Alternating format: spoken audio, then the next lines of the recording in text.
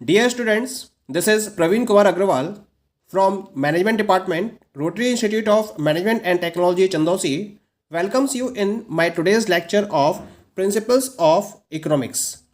In today's lecture, we will discuss upon the laws of production. जैसा कि previous lecture में भी मैंने एक हिंट दिया था लॉज ऑफ प्रोडक्शन के रेफरेंस में आपको, इनको हम दो पर्टिकुलर वेज में डिस्कस करेंगे. The first one is known as the law of variable proportion and second one is known as the laws of return to scale.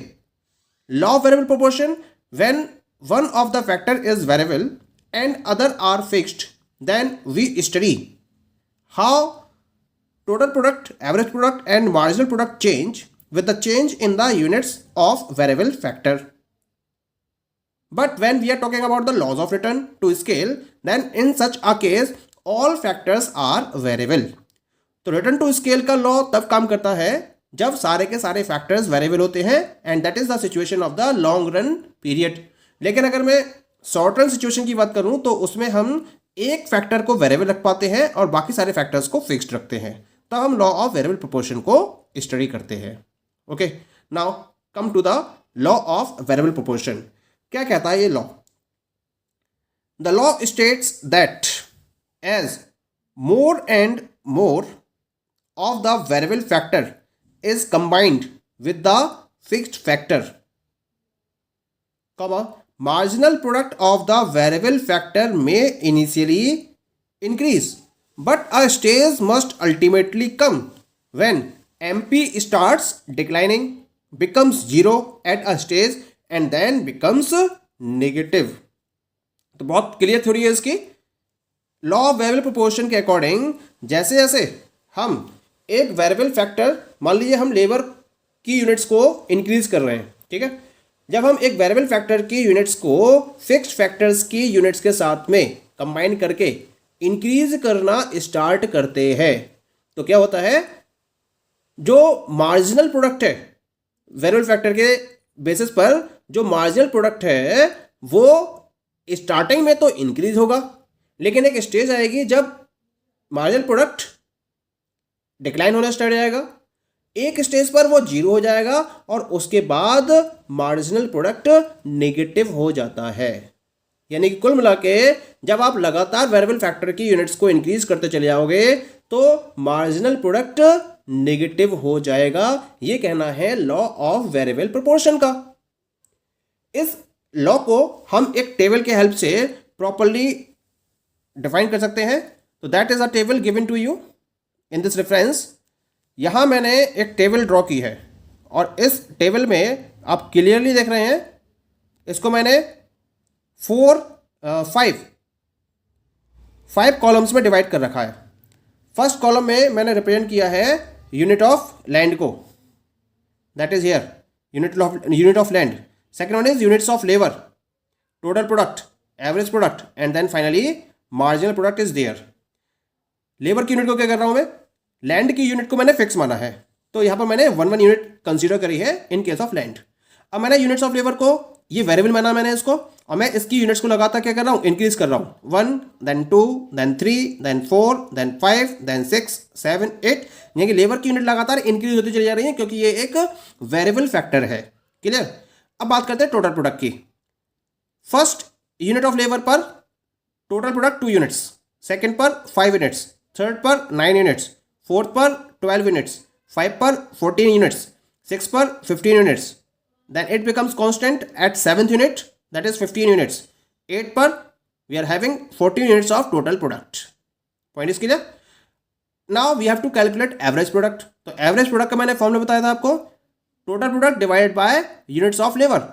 2 divided by 1 that is 2, 5 divided by 2 2.5, 9 divided by 3 3, 12 divided by 4 that is 3, 14 divided by 5 2.8, 15 divided by 6 2.5, 15 upon 7 2.1 and last 14 upon 8 that is 1.7. तो क्या देख रहे हैं आप average product में? Average product starting में तो increase हो रहा है, फिर ये कांस्टेंट हो गया और उसके बाद ये लगातार डिक्रीज हो रहा है. Okay, now come to the marginal product. Marginal product को कैलकुलेट करने के लिए क्या करना पड़ेगा आपको, nth यूनिट के टोटल प्रोडक्ट्स में से n-1 यूनिट के टोटल प्रोडक्ट को माइनस करना पड़ेगा। यूनिट ऑफ लेबर 1 पर टोटल प्रोडक्ट इज 2, तो मार्जिनल प्रोडक्ट भी कितना होगा, 2 ही होगा। नाउ यूनिट ऑफ लेबर 1 से 2, टोटल प्रोडक्ट में चेंज कितना होगा, 2 से 5 यानी कि 5 - 2 3, तो सेकेंड यूनिट की एमपी कितनी हो गई, 3। थर्ड यूनिट के लिए 9 - 5 4, फोर्थ यूनिट के लिए 12 - 9 दैट इज 3, फिफ्थ यूनिट के लिए 14 - 12 दैट इज 2, सिक्स यूनिट के लिए 15 - 14 दैट इज 1, सेवन्थ यूनिट के लिए 15 - 15 दैट इज 0, और एट्थ यूनिट के लिए 14 - 15 दैट इज -1। तो यहाँ हम मार्जिनल प्रोडक्ट के बिहेवियर को स्टडी करते हैं। मार्जिनल प्रोडक्ट क्या है, पहले इंक्रीज हो रहा है 2 3 4, ठीक है, इसके बाद ये डिक्रीज हो रहा है 3 2 1, clear, and after that it becomes 0 and then negative. यही कहना है इसका लॉ का। तो लॉ क्या कह रहा है यहाँ पर कि जैसे जैसे हम वेरिएबल फैक्टर के यूनिट को इंक्रीज करेंगे, इनिशियली जो मार्जिनल प्रोडक्ट है वो तो स्टार्टिंग में इंक्रीज होगा, तो जहां इंक्रीज हो रहा है इसको हम बोलते हैं स्टेज फर्स्ट, ठीक है। फिर ये डिक्रीज होगा, जहां वो डिक्रीज हो रहा है इसको हम बोलते हैं स्टेज सेकंड, और लास्ट में ये 0 हो जाएगा और फिर नेगेटिव में पहुंच जाएगा, तो हम स्टेज इसको बोलते हैं stage number third. This stage first is representing increasing MP, और इसी वजह से हम इसको बोलते हैं law of increasing return, clear. Second stage में हम बोलते हैं diminishing MP, it is known as the law of diminishing return. And third stage में 0 हो जाता है और फिर नेगेटिव हो जाता है, क्योंकि एमपी नेगेटिव हो गया, इसी वजह से हम इसको बोलते हैं law of negative return, clear. अब हम इसको एक डायग्राम के हेल्प से और आसानी से समझ सकते हैं और इन स्टेजेस को प्रॉपर्ली डिफाइन कर सकते हैं। तो क्या होगा इसका diagram, this is the diagram of law of variable proportion. यहां मैंने x axis per unit of variable factor को रिप्रेजेंट किया है और बाई एक्सिस पर मैंने टीपी, एपी और एमपी को रिप्रेजेंट किया है, क्लियर। क्योंकि हम जैसे जैसे यूनिट ऑफ वेरिएबल फैक्टर को इंक्रीज कर रहे हैं, क्या हो रहा है, टोटल प्रोडक्ट लगातार इंक्रीज हो रहा है, लेकिन स्टार्टिंग में ये इंक्रीजिंग रेट से इंक्रीज हो रहा है। तो this is the curve for TP, ये स्टार्टिंग में इंक्रीजिंग रेट से इंक्रीज हो रहा है, इसके बाद यहाँ से ये डिक्रीजिंग रेट से इंक्रीज हो रहा है, फिर यहाँ ये अपने मैक्सिमम पॉइंट तक पहुँचा और यहाँ से ये डिक्रीज होना स्टार्ट हो जाता है। Point is clear. TP initial way में जब हम वेरिएबल फैक्टर की यूनिट को इंक्रीज कर रहे हैं तब तो ये इंक्रीजिंग रेट से इंक्रीज हो रहा है, दिस पॉइंट, इस पॉइंट को हम बोलते हैं पॉइंट ऑफ इन्फ्लेक्शन। इस पॉइंट के बाद ये डिक्रीजिंग रेट से इंक्रीज हो रहा है, यहाँ ये अपने मैक्सिमम पॉइंट तक पहुँचता है और यहाँ से ये लगातार डिक्रीज हो रहा है। तो this curve is known as the TP और टोटल प्रोडक्ट कर्व, क्लियर। अब हम बात करते हैं एवरेज प्रोडक्ट कर्व की। एवरेज प्रोडक्ट कर्व में क्या खास बात थी, एवरेज प्रोडक्ट कर्व, जो एवरेज प्रोडक्ट था आपका वो इनिशियली क्या हो रहा था, इंक्रीज हो रहा था और एक पॉइंट पर आकर ये फिक्स हो गया, कांस्टेंट हो गया था, और उसके बाद से लगातार ये डिक्रीज हो रहा था। तो ये this is the AP, AP लगातार इंक्रीज हो रहा है, यहाँ आकर ये अपनी वैल्यू पर मैक्सिमम वैल्यू तक पहुँच गया और यहाँ से ये लगातार डिक्रीज हो रहा है, लेकिन ये कभी भी 0 या नेगेटिव नहीं होता है। एक पर्टिकुलर लेवल के बाद ये एक्स एक्सिस के पैरेलल जरूर हो जाता है, लेकिन ये कभी भी 0 या नेगेटिव नहीं होता है, क्लियर। अब बात करते हैं एमपी की। मार्जिनल प्रोडक्ट क्या हो रहा है, स्टार्टिंग में इंक्रीज हो रहा है, फिर डिक्रीज हो रहा है और फिर नेगेटिव में पहुंच रहा है। नेगेटिव 0 कहाँ था, जहां टीपी मैक्सिमम था, यहाँ टीपी मैक्सिमम है, इसके करस्पॉन्डिंग यहाँ पर एमपी क्या होगा, 0 होगा और इसके बाद एमपी क्या हो जाएगा, नेगेटिव हो जाएगा। तो ये एमपी कर्व है। एमपी कर्व स्टार्टिंग में इंक्रीज हो रहा है, अपने मैक्सिमम पॉइंट तक पहुंचता है, यहाँ से डिक्रीज होता है, जहाँ टीपी मैक्सिमम है वहाँ एमपी 0 हो जाता है और उसके बाद जब टीपी डिक्रीज होती है तो एमपी नेगेटिव में पहुंच जाता है। तो this is the curve of MP. AP और एमपी कर्व में आपने एक खास बात देखी है कि स्टार्टिंग में जो एमपी है उसका रेट ऑफ इंक्रीमेंट एपी के इंक्रीमेंट से ज़्यादा है, लेकिन जिस पॉइंट पर दोनों इक्वल हैं और इंटरसेक्ट कर रहे हैं एक दूसरे को, that is the point of inflection. इस पॉइंट के बाद एमपी का रेट ऑफ डिक्रीमेंट एपी के रेट ऑफ डिक्रीमेंट से ज़्यादा है, इसी वजह से स्टार्टिंग में एमपी कर्व एपी से ऊपर था और जब दोनों पॉइंट ऑफ इन्फ्लेक्शन पर क्रॉस कर जाते हैं उसके बाद एमपी एपी से बिलो रिप्रेजेंट किया जाता है। That is clear. तो यहाँ इस तरह से हमें 3 पर्टिकुलर स्टेजेस मिल रही हैं। This is the stage first, this is the stage second and this is the stage third. Stage first is known as the law of increasing return, stage second is known as the law of diminishing return and stage third is known as the law of negative return. पहले हम तीनों stage को discuss कर लेते हैं, क्या क्या मतलब है इन तीनों स्टेजेस के। In the first stage, this is known as the law of increasing return because in this stage, TP is increasing with the increasing rate, AP is also increasing and MP is also increasing.